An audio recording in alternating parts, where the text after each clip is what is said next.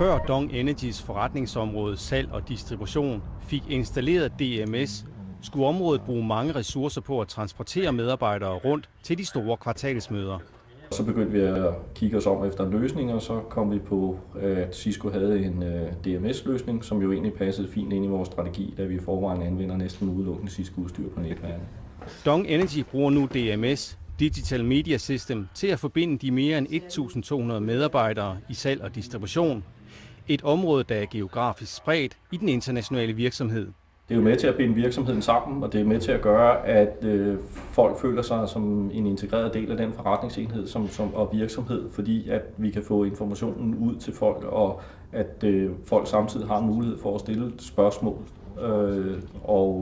Samtidig så giver det også jo den fordel, at vi sparer noget tid og ikke behøver at rejse land og rige rundt. Godmorgen. Velkommen. Med DMS kan de ansatte i Dong Energy se med på en storskærm, når møderne er i gang, eller hente en videooptagelse af mødet ind på deres computer, når det passer ind i den enkelte medarbejders arbejdsdag. Men der er flere muligheder for at bruge DMS. Vi overvejer, om vi kan begynde at bruge det til sådan noget intern medarbejdertræning, hvor vi kan køre et PowerPoint slideshow, som bliver synkroniseret med noget lyd- og billedoptagelse, som man kan bruge til træning. DMS kan optimere kommunikationen i en virksomhed på flere måder.